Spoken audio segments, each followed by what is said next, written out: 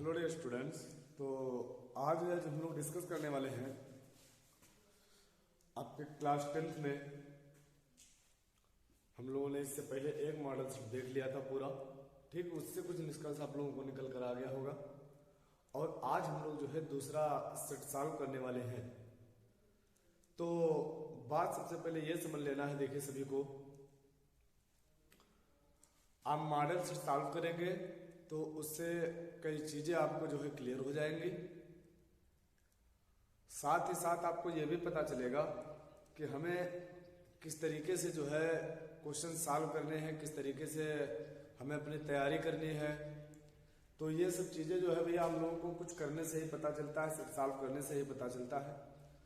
तो आज जो है हम लोग डिस्कस करने वाले हैं क्लास 10th के एक और सेट, दूसरे सेट के बारे में। इससे पहले हम लोगों ने एक और सेट किया था, है ना। आज हम लोग दूसरा सेट करने वाले हैं। सेट है आपका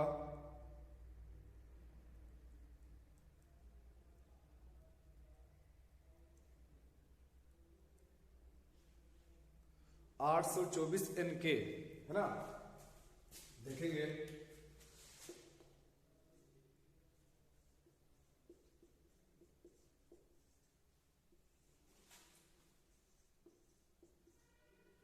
824 NK।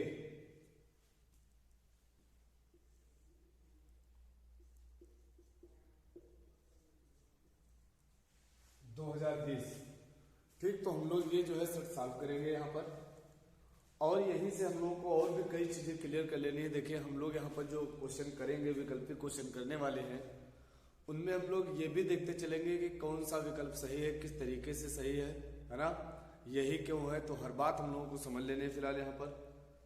तो देखते हैं। देखिए भाई, सबसे पहला क्वेश्चन आपका दिया गया है, जरा ध्यान देंगे सभी बच्चे एक बार।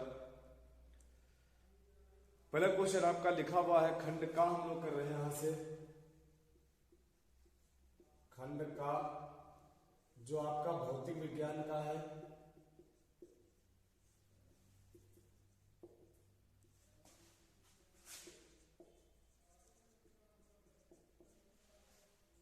ठीक। ये पोर्शन केवल हम लोग सॉल्व करेंगे आकर के। बाकी और जो है सेट वो हम लोग जो है इसी पार्ट में साइंस का और बायोलॉजी का वो आपको सर जी आपके कराएंगे, इसी में मिलेगा आकर के। फिलहाल यहाँ पर जो हम लोग करने वाले हैं वो केवल फिजिक्स पोर्शन करेंगे और बहुत अच्छी तरीके से क्वेश्चन को समझते चलेंगे, है ना। फिलहाल देखिए बच्चे, हमें तो जान ही रहे होंगे, है ना। फिलहाल मैं आपके क्लास तो नहीं ले पाता हूँ, लेकिन सेट सॉल्व करवाऊंगा जिससे आपको कई चीजें क्लियर करा दूंगा। देखिए लिखा हुआ, एक अवतल लेंस द्वारा किसी वस्तु का बना प्रतिबिंब होता है। एक अवतल लेंस द्वारा किसी वस्तु का बना प्रतिबिंब होता है। तो सबसे पहले देखिए आपको ऑप्शन दिया जा रहा है आभासी, उल्टा व छोटा, ठीक। नंबर 1 पर आपका ऑप्शन दिया जा रहा है क्या, आभासी, उल्टा व छोटा। दूसरा दिया जा रहा है आभासी, सीधा व छोटा। अच्छा, ये तीसरा ऑप्शन लेने वाला। और दूसरा वाला आपका दिया जा रहा है आभासी, सीधा व बड़ा। दूसरा वाला है आभासी, सीधा व बड़ा। और चौथा ऑप्शन है आपका आभासी, उल्टा व बड़ा। तो देखिए ये हमें दिए जा रहे हैं, क्वेश्चन था आपका अवतल लेंस द्वारा किसी वस्तु का बना प्रतिबिंब होता है। किसके द्वारा पूछा जा रहा है, आपसे कह रहा है अवतल लेंस द्वारा, अवतल लेंस द्वारा बना प्रतिबिंब। फर्स्ट क्वेश्चन हम लोग देख रहे हैं यहां पर। तो देखिए सबसे पहले बात भी आप लोगों को यह समझ लेनी है यहां पर, है ना। आभासी सीधा बड़ा होगा, आभासी सीधा छोटा होगा। तो उसके लिए पहले हम लोगों ने देखे यहां पर क्या क्या अवतल लेंस बना लिया। हमें पता रहता है भाई, है ना, अवतल लेंस अगर हम लोगों ने बनाया है, हम हमने कहा देखिए इसमें हम लोग क्या देखते हैं, सबसे पहले बात तो आप लोगों को ये पता होगी, मान लिया कि कोई वस्तु हमारे यहाँ पर रखी हुई थी, इसके समांतर चलने वाले जो प्रकाश की किरण थी, देखिए यहाँ तक पहुंचने के बाद क्या होगी, ये किरण लेंस पर जैसे ही जाती है क्या करती है, अवतल लेंस का काम होता है किरणों को फैला देना। अवतल लेंस का काम क्या होता है, किरणों को फैला देना। तो फिलहाल ये किरण क्या करेगी, देखिए ये क्या करेगी, किरण को इधर फैला देगी, है ना, ये किरण को इधर फैला देगी आकर के। बाकी हमें पता है कि इसके प्रकाशिक केंद्र से होकर के जाने वाली जो है प्रकाश की किरण प्रकाशिक केंद्र से ही वापस आ जाती है, और ये इधर मतलब प्रकाशिक केंद्र को पार करके सीधे निकल जाती है, वापस नहीं आती है, लेंस है। तो ये एक तो प्रकाशिक केंद्र से होकर के चली जाती है। देखिए अगर प्रतिबिंब की बात करें आकर के, तो हम इस किरण को जब हम पीछे बढ़ाते हुए लेकर के आएंगे, पीछे बढ़ाते हुए लाएंगे, तो यहाँ पर ये इस तरीके से आपको काट रही है, जो है किरण काट रही है, चाहे ऐसे समझ लिया करके, यहाँ पर ये किरण काट रही है। तो जरा हम लोग देखें, सबसे पहले ये थी वह आपकी वस्तु, और ये हो गया आपका क्या, प्रतिबिंब, ये हो गया आपका प्रतिबिंब। तो हमें सबसे पहले तो ये क्लियर कर लेना है भाई, देखते हैं इसमें से ऑप्शन कौन सा सही होना चाहिए। देखिए अगर इधर प्रतिबिंब बनता है कि भाई ये किरण तो ये चली गई है, ये हमें लग रहा था कि इधर से किरण आ रही है, ये तो आभासी किरण हमने खींची है। कौन सी किरण हो गई आपकी, आभासी किरण हो गई। और फिलहाल ये आपका इधर चलते हुए जा रहा था, ये किरण चली गई, तो हमें पता चल गया कि प्रतिबिंब तो आपका आभासी होगा। ये तो बात क्लियर हो गई, क्योंकि किरण जबरदस्ती हमने इधर मिला दिया करके, हमें लग रहा है कि इधर किरण आ रही है, अगर इधर ही कहीं कटती आकर के तो वास्तविक कहते। फिलहाल किरण प्रतिबिंब तो हो गया आपका आभासी। देखिए हमें एक बात और ये भी पता चल गया, ऊपर वस्तु रखी हुई थी, ऊपर ही प्रतिबिंब बन गया आकर के, इसका मतलब सीधा भी बना है, इसका मतलब सीधा भी बन गया। और अगर बात करें तो देखिए ये आपकी वस्तु थी, प्रतिबिंब हो गया, ये प्रतिबिंब वस्तु से कैसा बना हुआ है, छोटा बना हुआ है। तो ऑप्शन आपका देखिए कौन सा करेक्ट हो जाएगा, आभासी सीधा छोटा। तो कौन सा था, ऑप्शन नंबर 3 जो है ये आपका बिल्कुल करेक्ट हो जाएगा।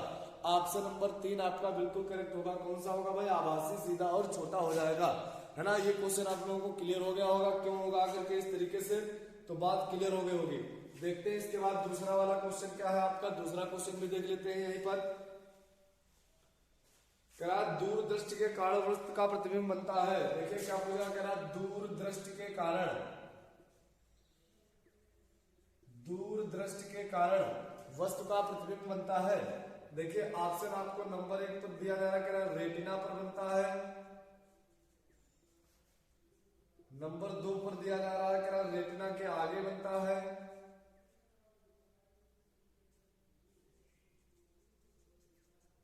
रेटिना के आगे बनता है, नंबर 3 आपको दिया जा रहा है, कह रहा रेटिना के पीछे बनता है, नंबर 4 पर दिया कह रहा नेत्र लेंस पर बनता है।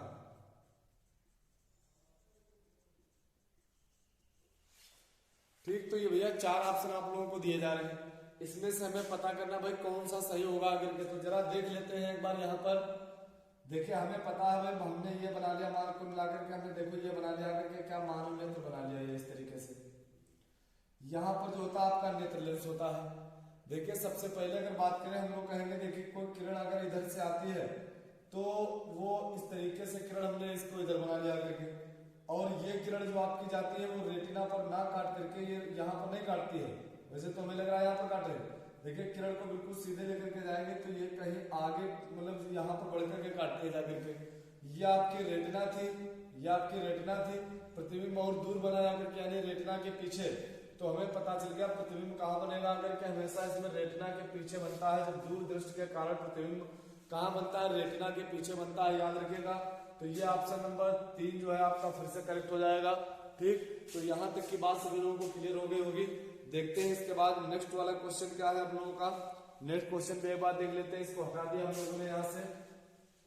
देखते रहिए भैया अच्छी तरीके से इसको।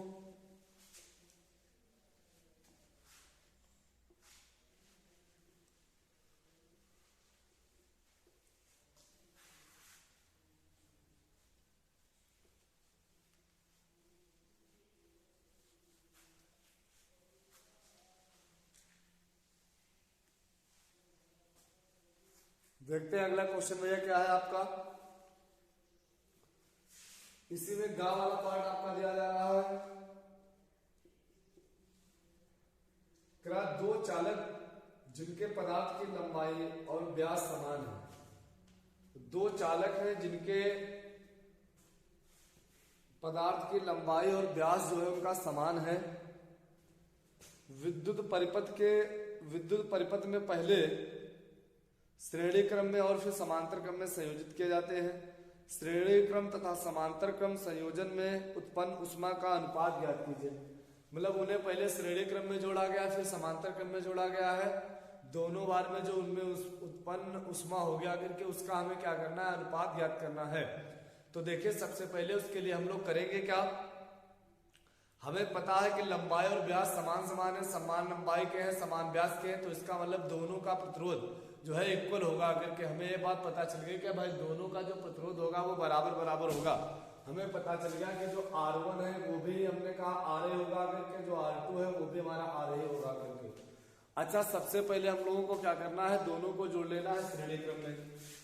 हमने कहा श्रेणी क्रम में जोड़ने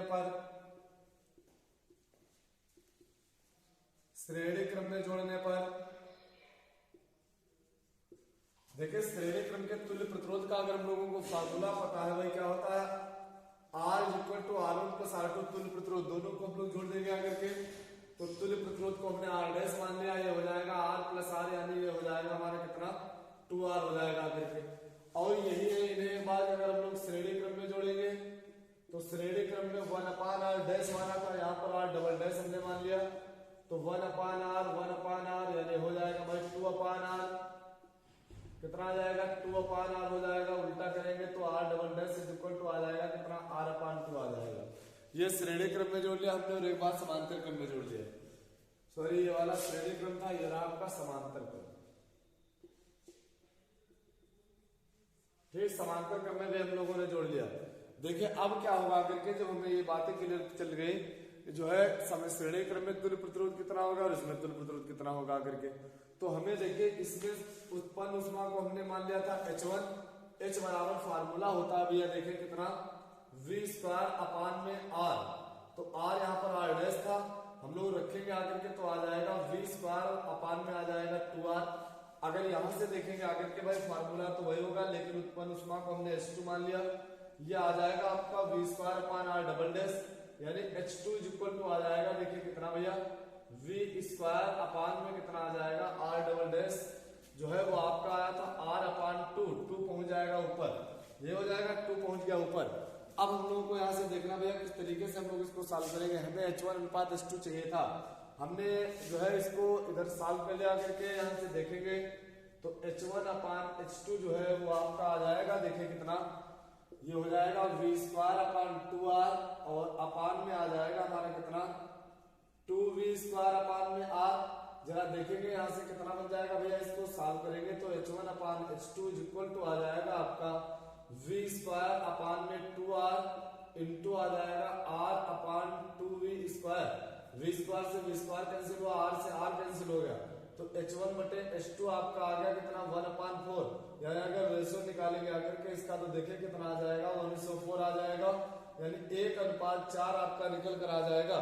तो यहाँ से देखेंगे भाई ऑप्शन है कोई सा 1:4 वाला, हाँ हमें मिल गया। जो इसका दूसरा ऑप्शन है वो आपको दिया जा रहा है 1:4 वाला। अच्छा फिलहाल यहाँ नहीं दिख रहा होगा, इधर हम लोग लिख लेते हैं H1/H2 = आ जाएगा अपना कितना 1:4 यानी 1:4, यही आपका। तो ये ऑप्शन नंबर जो है आपका दूसरा वाला लिखा हुआ था, तो दूसरा ऑप्शन बिल्कुल जो भैया करेक्ट हो जाएगा, है ना, दूसरा ऑप्शन बिल्कुल करेक्ट हो जाएगा। तो क्वेश्चन एक बार फिर से देख लीजिएगा, विकल्पीय क्वेश्चन 2020 में आया है, इस हिसाब से पेपर जो है बढ़िया आ गया था, है ना। तो एक बार सभी बच्चे इसको भी देख लेंगे, कर लीजिएगा एक बार क्वेश्चन, स्क्रीनशॉट लेना, स्क्रीनशॉट ले लीजिएगा।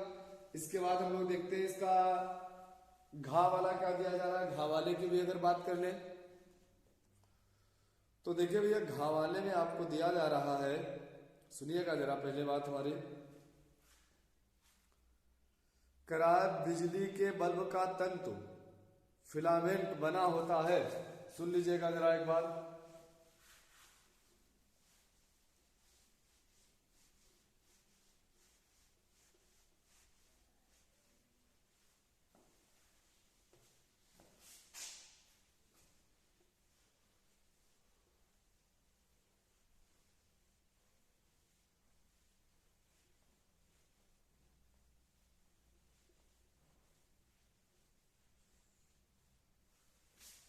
देखो भाई, कह रहा था घा वाले में आपसे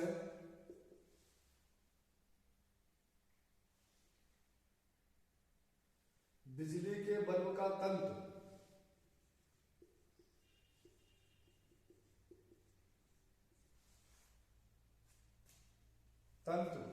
जिसको हम लोग क्या कह देते हैं, फिलामेंट। फिलामेंट आपको पता होगा ना, वो जो बना रहता है। करा कि ये किससे बना होता है, हमको ये बताना है। तो देखिए, नंबर 1 पर आपको दिया जा रहा है करा नाइक्रोम का, नंबर 2 पर कह रहा है स्टील का, नंबर 3 पर आपसे कहा जा रहा है टिन का, नंबर 4 पर आपको कहा जा रहा है टंगस्टन का। तो याद रखिएगा, देखिए भैया, बल्ब के तंतु का जो फिलामेंट होता है वो टंगस्टन धातु का बना रहता है। तो विकल्प नंबर 4 जो है आपका वो करेक्ट हो जाएगा। तो किसका बना रहता है भाई, टंगस्टन का बना रहता है। ठीक, क्वेश्चन सभी लोगों को फिलहाल आ गया होगा समझ में, किसका बना रहता है भाई, टंगस्टन धातु का बना रहता है। याद रखिएगा सभी बच्चे अच्छे तरीके से इस बात को। तो देखते हैं भाई नेक्स्ट क्वेश्चन आपका क्या है, हटा देते हैं इसको भी एक बार। अब आ जाते हैं हम लोग सेकेंड पार्ट पर, जिसमें आपके जो है वेरी शॉर्ट क्वेश्चन है, विलुप्तरी प्रश्न दिए जा रहे हैं। उन लोगों को जरा एक बार देखेंगे क्या क्या है। कराए निम्नलिखित चित्र में, पहले जरा चित्र बना लेते हैं जिससे आपको समझ में आ जाए पूरी बात।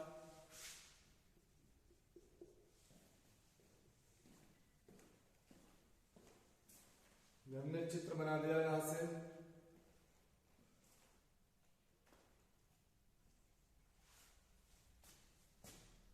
ठीक है भैया, देखिए चित्र बना दिया हमने। ये इधर ये आपका दिया जा रहा है 60 डिग्री 60 अंश, और ये आपका दिया जा रहा है 45 अंश, है ना।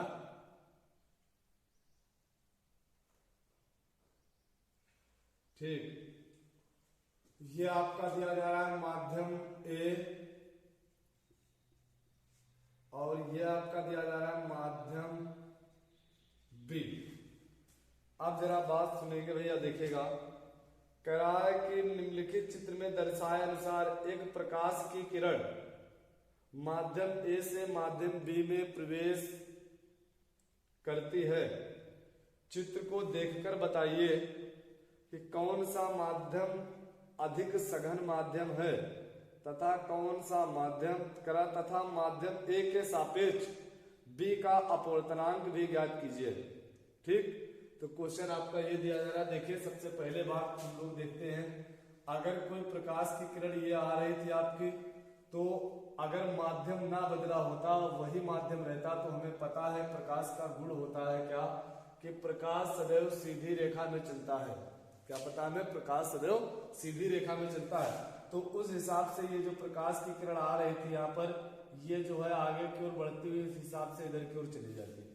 लेकिन हमें पता है क्या, कि जैसे ही माध्यम बदल जाएगा, प्रकाश की किरण की जो दिशा होगी वो भी बदल जाएगी।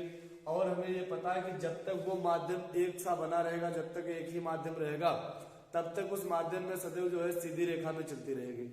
तो हमें अब यहाँ से देखिए पता चल गया भाई, यहाँ तक आई सीधी रेखा में, माध्यम बदल गया, बी माध्यम आ गया, इधर चली गई। तो हमको बताना है कि कौन सा माध्यम सघन था। तो देखिए, इसके लिए हमें पता है भाई कि जब प्रकाश की किरण विरल से सघन में जाती है, विरल से सघन में जाती है, तो अभिलंब की ओर झुक जाती है। विरल से सघन में जाने पर क्या होता है, अभिलंब की ओर झुक जाती है। और जब सघन से विरल में जाती है, सघन से विरल में जाती है, तो अभिलंब से दूर हट जाती है। ठीक, अच्छा अब जरा बताइए, देखिए ये इसका खींचा गया था अभिलंब, ये अभिलंब खींचा गया था। तो जरा बताइएगा, प्रकाश की किरण, वैसे इसकी रास्ता तो ये थी, इधर जानी चाहिए थी इसको, अगर ये इधर की ओर आ जाती तो अभिलंब की ओर झुक जाती, लेकिन ये तो उधर पहुंच गई है, इसका मार्ग था ये क्या हो गई और दूर चली गई, यानी अभिलंब से और दूर चली गई। तो इसका मतलब जब दूर चली गई तो आई किसमें है, ये विरल माध्यम में आई है। ये किसमें आई है, विरल माध्यम में आई है।